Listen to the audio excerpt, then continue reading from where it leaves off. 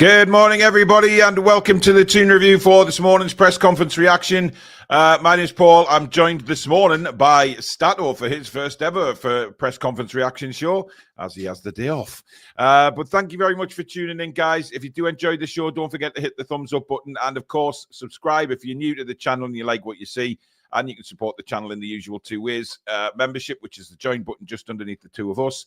And, of course, super chats are available, which is the dollar button at the bottom of the live chat. And that will obviously guarantee your comment to be read out on the show. Good morning, Alex.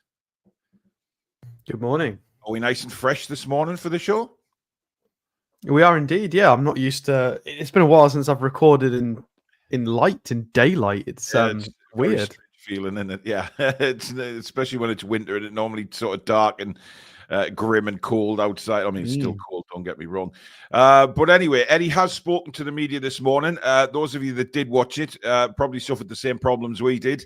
5, 6, 7 minutes in, it froze, and then it didn't come back on, and then all of a sudden it restarted again after a while. So we did get to see it. Not in real time, but we got the gist of it.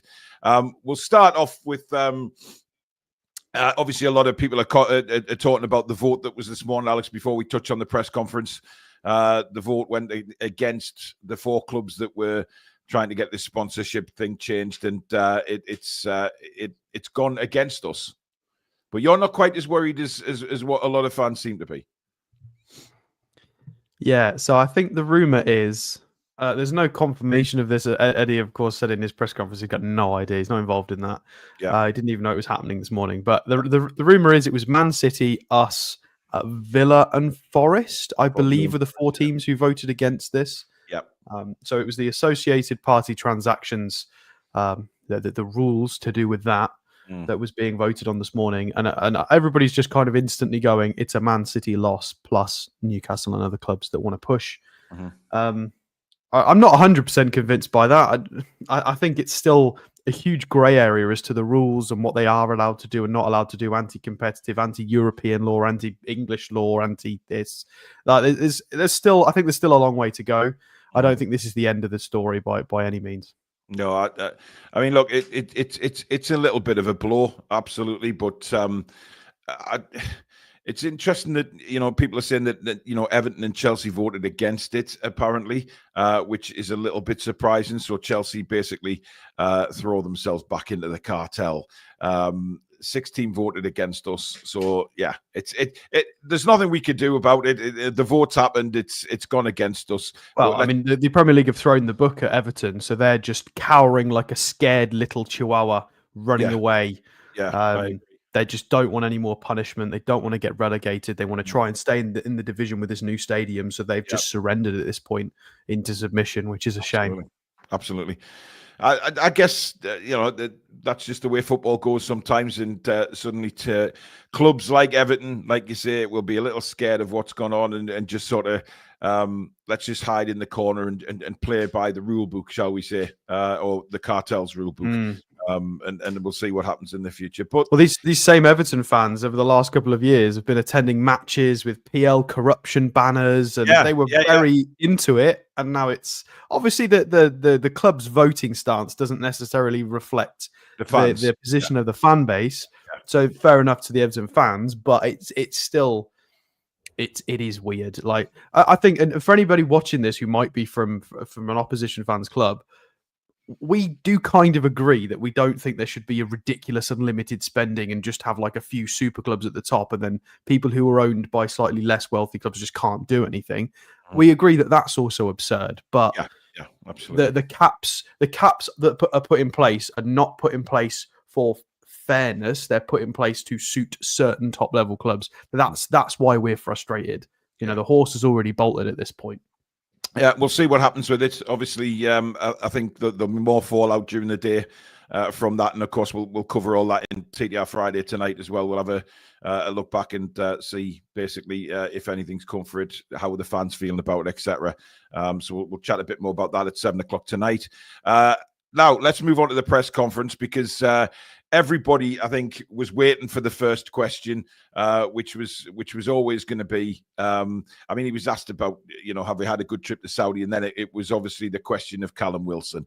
Now, Alex, I don't know whether you picked up the same sort of vibe from me, but when he was asked about Callum Wilson, I kind of got the impression that he didn't want to answer. He seemed a bit embarrassed, if you like saying again. I think he answered it the best way he could.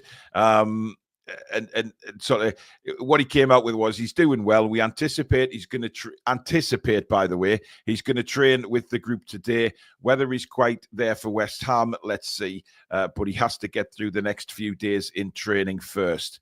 Now, to be honest, Alex, I get the feeling that because, we'll come on to Trippier, but he said Trippier was ahead of Callum Wilson. So I just, it beggars belief, really. I mean, again, there's no definitive answer on Wilson. He's not, is he back? Is he not? I got the feeling that he's not going to be involved on Monday. I don't know about you. Could surprise us, but yeah, the fact that he stated Kieran Trippier has had his first session back and is further ahead than Callum is really concerning. Really concerning, because we thought Callum was going to be available 3 or 4 weeks ago. So it's really poor, unfortunately. And you feel for Callum, you really do. But at the end of the day, we need some strikers. We absolutely do. And I appreciate that Isak has had his toe issue at the start of the season. Well, I say toe issue, broken toe. Let's be fair to him. And he's played himself into better form, physicality, confidence. He's scoring for club and country. However, we do need that other option. We really do, because it's a long season. We're just about to go into a congested month of fixtures in December. Yep. So just having Callum Wilson around to play a couple of games, rotate, be a sub, take the pressure off Alexander Isak would be really important. So we need Callum back as soon as possible to help us through the rest of this season. If he's not available for the whole season, fine, whatever. We need something out of him. We need 500, 1,000 minutes so we can kind of rotate the forwards and nurse people and get the best out of the best players. It is really important. So we just need his contract's up. So yeah, I mean, just the fact that he hasn't trained yet. He said, he needs to train with he hasn't even trained with the group yet. And Eddie said that they anticipate that he'll train with the group today. Now that's only going to be 1 or 2 training sessions before the game on Monday. So either way, he's certainly not in a starting position. And even if he's on the bench, he's nowhere near fit enough for me to come on the pitch. If you look back at the way Eddie has treated some of the players that have come back, he's very. I mean, look, he's never kicked the ball this season. So, a couple of training sessions and on the bench, he's not going to turn a game for us if he's on the substitutes bench. You're talking about a guy who's played 4 games in a calendar year. There's no way he's going to be ready. No. Well, I'll tell you what this is. Well, this is my assumption. So this is where it's not facts. This is all opinions. Yeah. I 100% think this is Bunce and Bunce's influence. In a positive way, as much as it's frustrating all of us. The whole point in people like that coming into a job is to make sure when players come back from injury, they come back properly and they don't get injured again, because we had such a problem with it last year. Let's not forget how critical we were of the medical department, of everybody just getting re-injured constantly. Well, he did mention that when he talked about Botman. He did actually say that, about being more protective of the players. We can't have it both ways. We can't moan one way and moan the other way. We've got to... I guess at some point we've got to step back and just say, look, I guess they're doing the right thing now. As long as when these players come back, they don't keep having reoccurrences, then at the end of the year we can kind of go, yeah, okay, fine, that was the right call, as annoying as it was. It's just obviously with the Callum thing, it's different to the Botman scenario, because Botman's under contract. He's going to be with us hopefully for a long time. Whereas for Callum, we need reinforcements for Alexander Isak, and Callum's done at the end of this season unless we extend his contract. So it's slightly different. I mean, extending his contract, I just think it'd be ludicrous, to be honest. Eddie did dodge that, didn't he? A little bit. Yes, he did. He sort of ducked his head. But I think, from my point of view, I think if an offer comes in for Callum in January, I think they'll take it, because he's offering nothing to the football club. I mean, even if he comes back, how long is he back for? That's the main thing. It's all right keeping him on the sidelines, waiting until he's 100% fit. But then we've seen Callum at 100% fit for 5 or 6 games, and then he's out again. So for me, I think he's a player who's done wonderful things for us in the past. Credit to him, and I do think it is now time to sort of move on. I'd keep him to the end of the season, personally. Well, maybe, but if somebody is available, Alex, that's what I'm saying. If they can get somebody in the January window who may be available, I think they'll go for that option. I think we're looking at strikers though in the winter window. Yeah, but we're talking about Mbeumo as well, who can play that position as well, can't he? So I mean, it just depends. There was reports yesterday saying that Newcastle could look at Mbeumo and offer Wilson in as a sweetener to the deal. It wouldn't affect the transfer fee, obviously, but it would be a bit of a sweetener for Brentford to have Callum Wilson. So. Again, it just all depends what happens in January. We'll have to wait and see. Callum Wilkinson, thank you for being a member for 4 months on the channel. Thank you for your support. And Nick Thornton sent in a super chat. Alex Moani on loan in January. Colo Moani. I mean, he's an absolute unit. Yeah, I guess. I mean, that'd definitely be competition for places then with Alexander Isak, 100%. Yeah. And I mean, I said yesterday, Alex, that I think with Isak, and I know he's been playing fantastically well. He's had a brilliant international breakaway with Sweden. I mean, that piece of skill we saw yesterday, I mean, it was all over social media. It was filthy. It was insane. That's what he can do. So I think, the confidence is coming right back into Isak's game, which can only benefit us. But I feel like if there was somebody there to really push him hard for that starting place, he steps it up even more, and that's what we need to have. Yeah, when he's in the right mood. I mean, for anybody who hasn't seen the clip that Paul's talking about, it was his goal. I'm not even sure if he scored from that. I think he did. I think he pulled it back to somebody, didn't he? But I think he might have done. It cut off after that. I mean, it was a box entry. It was him getting into the box, and it was one of those movements where there are certain players in world football who are forwards, where if you slow down a clip, you can put classical music in the background and it fits. He is one of those players where it's just ridiculous. It's graceful. It's stupid. It's like art. He makes football art, and he was in that mood for Sweden. Like the Everton assist, he was in that kind of mood where he was just almost like rugby spinning people and just throwing people the wrong way, and the little body feints. It was absolutely filthy. And yeah, if we can get somebody in to actually breathe down his neck a bit as competition and bring the best out of 2 strikers, like we could be a force to be reckoned with, definitely. But LG makes a good point here, Alex, about Asula should come on and not in the 90th minute instead of running Isak into the ground. That's another problem. We've seen him keep Isak on when he's looked absolutely knackered, hasn't he? And he's sort of, you can tell he's got nothing left in the tank, but he's very apprehensive about Asula at the minute, which is another reason why somebody else to push Isak, and then maybe Isak's done after 75, 70 minutes, whatever it may be, just to keep him fresh, not run him into the ground, because these games that are coming up in December, it's going to be very, very difficult, because if he's going to run Isak like that, you fear for his fitness. But again, we'll just have to wait and see. Now, we did mention Trippier as well. Trippier is... well, his words exactly are he's a bit more ahead of Callum Wilson at the minute. I would expect maybe Trippier to be on the bench, Alex, on Monday night.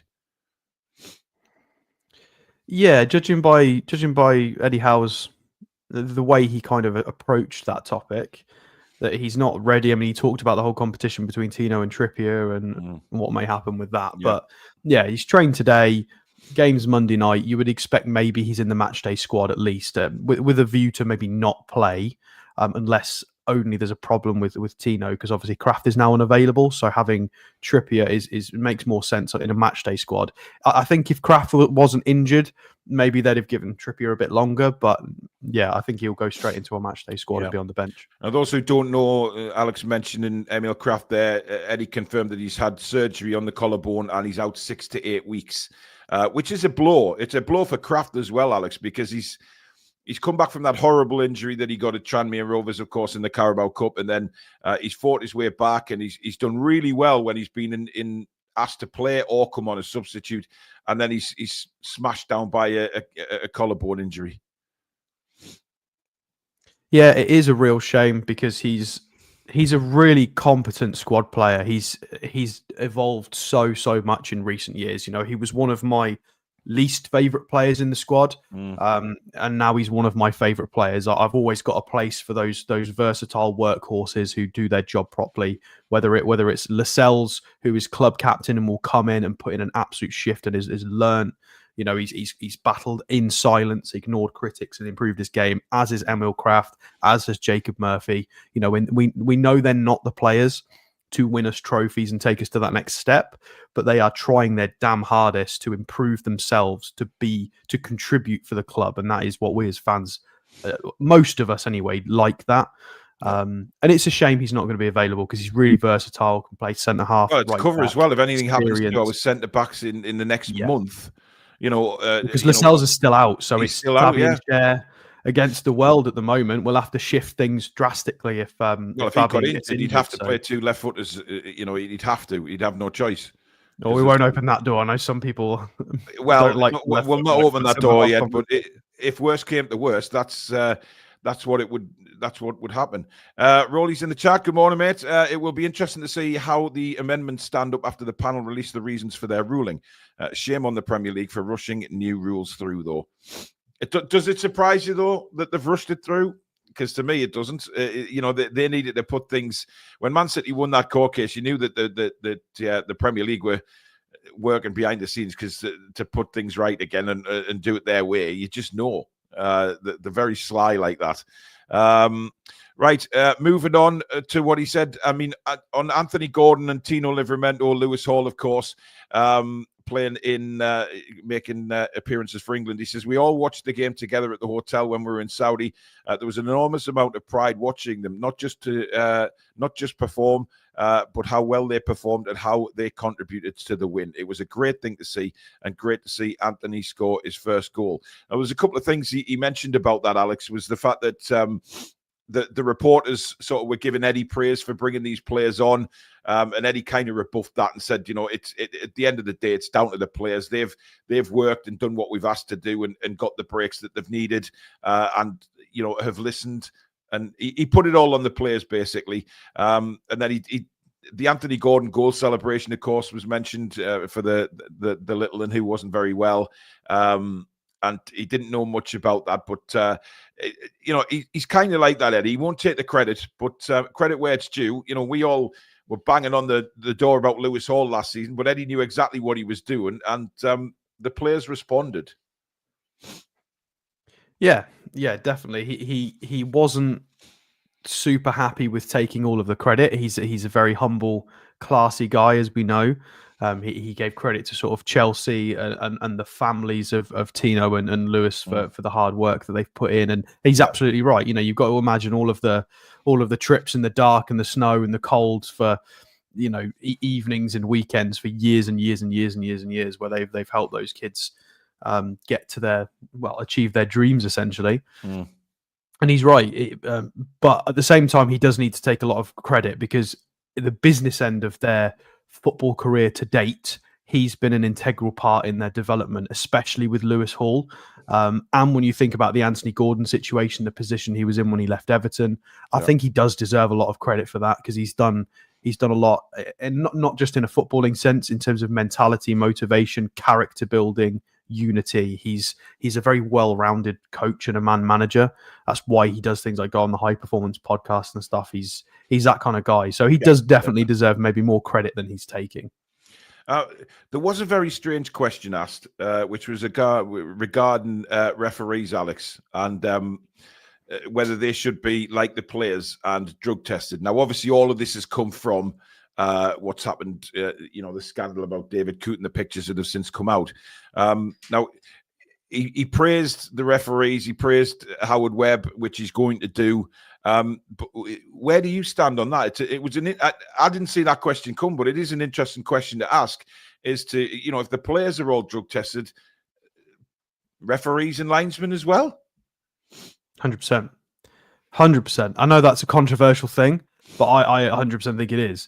You're officiating matches in the biggest league in the world with the most money involved in it, where goals going the wrong way, decisions going the wrong way can cause clubs to get relegated and tumble through divisions, and they have to sack dinner ladies and things go completely wrong. Their decisions have an enormous impact on clubs and fan bases and jobs. And people's mental health and well-being. A lot of people put a lot of stock mentally in football and football clubs specifically. It's a lot of people's lives. So speaking of terrible referees, higher standard. Yeah, Pawson's in charge on Monday night, so woohoo. Well, I don't think there's any issue. What's wrong with them all being blanket drug tested? But just to have a blanket everybody under the same brush in regards to anybody that's taking part should. I definitely agree with that, and it was a good question. You have that with betting. They're not allowed to bet on anything. Footballers are not allowed to bet on whether they're going to win a Tetris game. So, I mean, they're not allowed to do anything like that. So, why? Yeah, that's more serious with things like Class 8 drugs. That should just be a given. Just don't do that. Yep, absolutely. Kev Butler says, love listening to you guys. It's so easy and proper Geordie understandable. Best Geordie football banter out there and real factual and don't spout nonsense. I've spent hours listening and watching. Thanks very much, Kev. That's a lovely thing to say, mate. Thank you. Ricky Thomas says, Miggy cared about the club. If Miggy cared about the club, he would move on and follow us and allow us to free up some money so we can move on. He should have gone months ago. I will not disagree with that. Niall says, I wouldn't think it's controversial. It's a professional organisation. Ben says, all players aren't tested. It's random. So it shouldn't be all refs, but should be a random. Yeah, that's what I mean. I agree with that. I think it should be a random. Without a shadow of a doubt, if they do it like the players do, where it's very unexpected, the players don't know if they're going to be tested that day or not. Do it with the referees, absolutely. Mark, my rebuttal to that, can I just mention? Why does it have to be random? Can't everybody just be drug tested regularly? Well, I think it's all sports, Alex, that they don't drug test everybody. It's all random. If there's nothing to hide, it doesn't matter, does it? No, it doesn't. But I think it's the cost of doing that as well. Every single player, etc. After every game, I see where you're coming from, but I think random makes it so that the players don't have a clue if they're going to be tested that day or not. Therefore, that's why it's random, to stay off, because they don't know whether they're going to get tested or not. And it should be the same for referees. Mark the Celt, thank you very much for gifting a membership, matey. That's very kind. Thank you so much. Stephen says it's refs' wages the problem. It's corruption as well. I know illegal betting goes on for yellows and goals in extra time, etc. We'll never know that for certain, will we? But Calix agrees with you, Alex. Troll says, no, the refs is so important for matches. They have to be tip-top shape. So test after every game, in my opinion. Well, for the refs, they need to be in better shape. The amount of times we comment when we're doing like match commentary and stuff on refs being way too far away from the play or just being stood in the way and being lazy. I think they do need to be more athletic. And it's a horrible middle ground that it's difficult to attain with being a match official, is they need to be young, athletic and fit enough, but also be old enough and experienced enough to officiate at the top level. So it's finding somebody in that kind of mold, I guess, is tricky. That's why they're trying to fast track officials through now, because our standard is really poor. Yeah. Mike's asking about the Football Content Awards last night. We didn't place in the top three, guys, unfortunately. We were in a very tough category again. The wrong category, in our opinion. They put us in the Premier League podcast. We're a YouTube channel. We're not. Yes, we do upload sometimes to Spotify, etc. But we're a YouTube channel. We're a content creator, and we keep. This happened last year as well. They put us in with the massive podcast channels. Who, it's very, very difficult.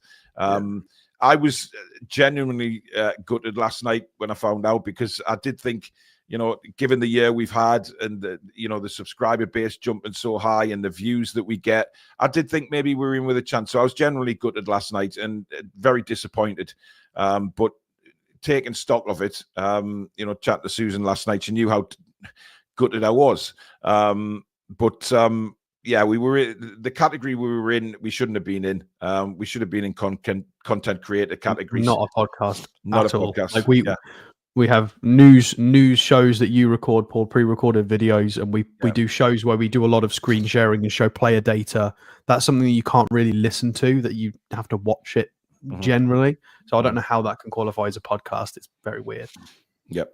But it's that's the third. Is that the third year running now? We've made the finals, so it is indeed. Yeah. So maybe next year they'll put us in the right category, and we may have an opportunity. But it's it was genuinely gutting because it's not just me. It's Alex, Billy, Sam, behind the scenes, the mods, Susan. We're all part of the team, and I was more gutted for them, because I think the effort that Alex and the rest of the guys put in, the mods, I believe that that would have been the perfect way to round off the year, if you like, and say thank you to them for all the hard work. So I was generally upset last night, and I still am. But we go again, I guess, and hopefully we can get put in a category that we should be in, and maybe that'll give us the opportunity to win something. But massive shout out to Geordie Josh, because the young kid won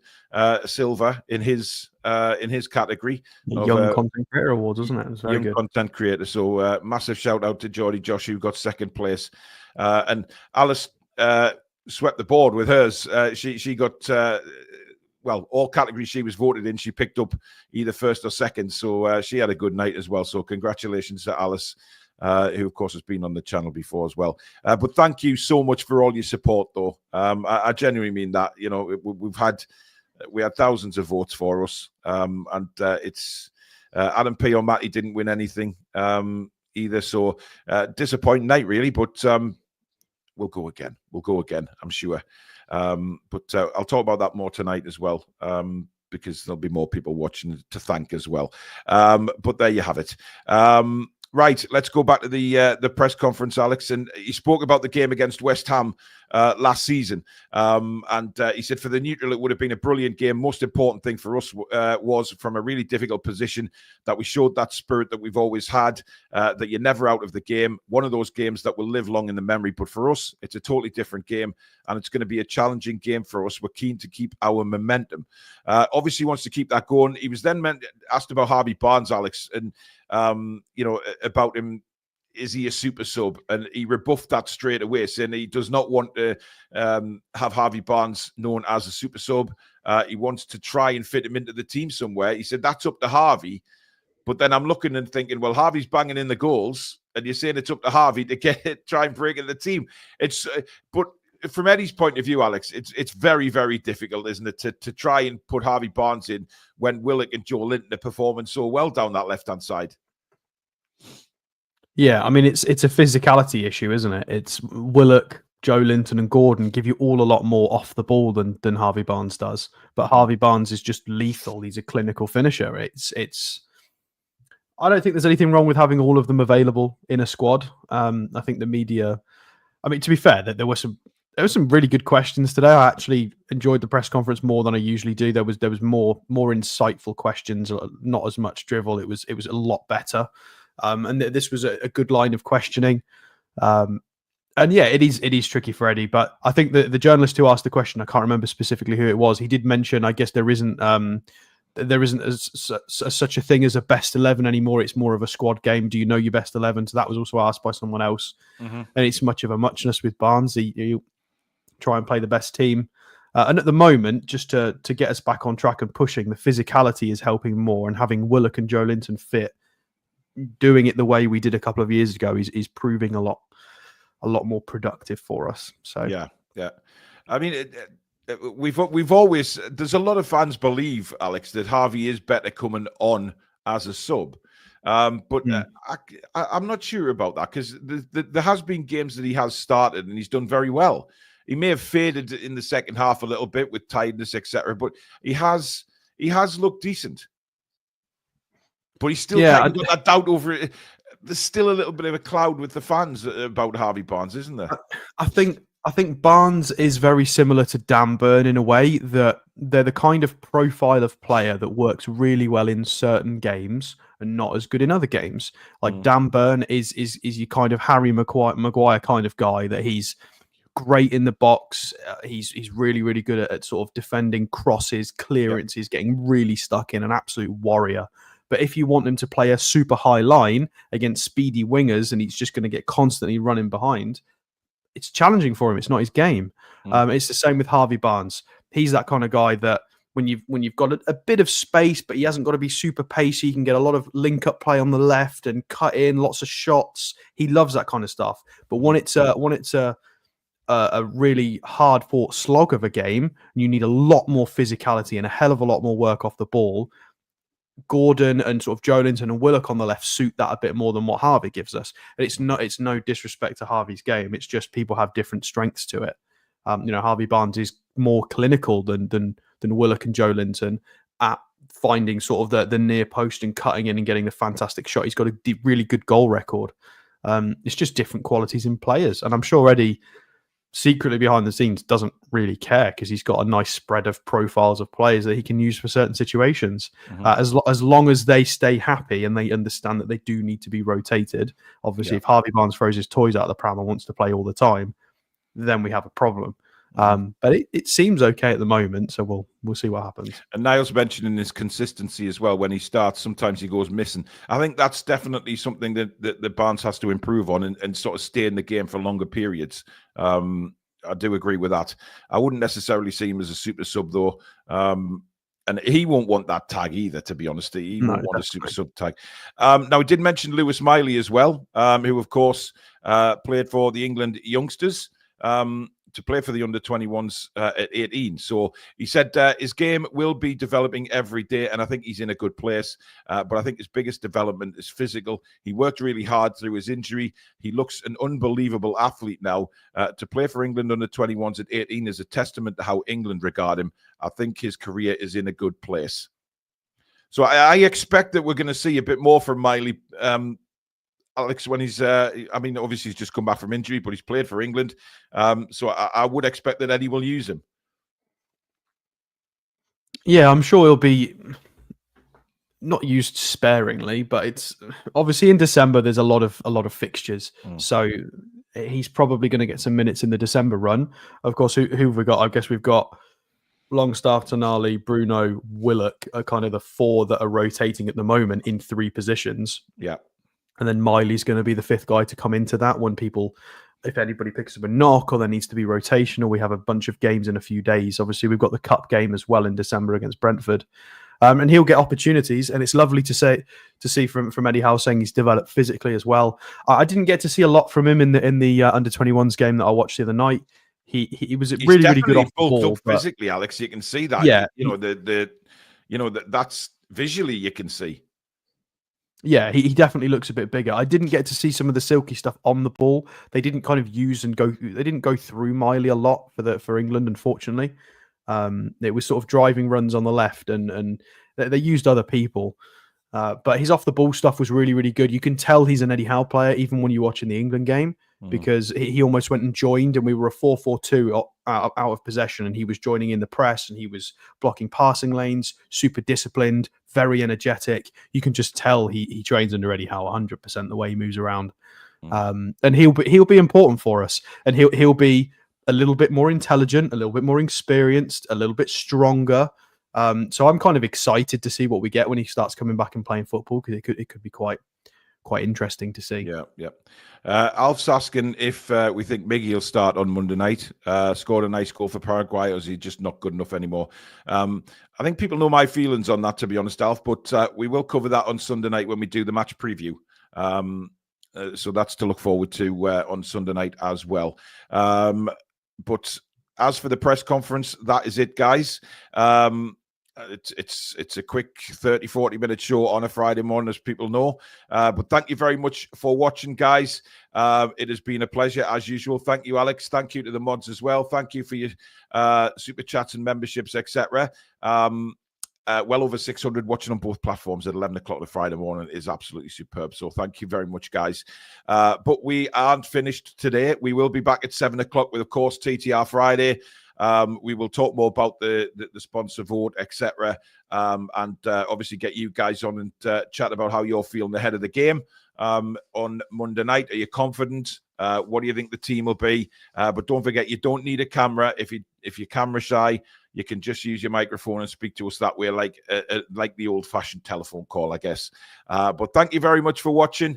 A big thank you to Mamaroo Records as well for sponsoring the Toon Review. Check them out there. The link is pinned at the top of the description. If you can't get to Whitley Bay to pop in the shop, they have a website where you can order fantastic vinyl and music merchandise as well. So thank you again to Steve at Mamaroo Records for sponsoring the Toon Review. That is a mouthful on a Friday morning, given to keep that Mama right. Woo Records. Mama Woo. Mama Woo Woo. But yes, thank you very much, Steve. But we will see you again at 7 o'clock. In the meantime, have a fantastic Friday. Stay warm out there, guys, and we'll speak to you soon. Take care. Away the lads and lasses. Come back and check out some green.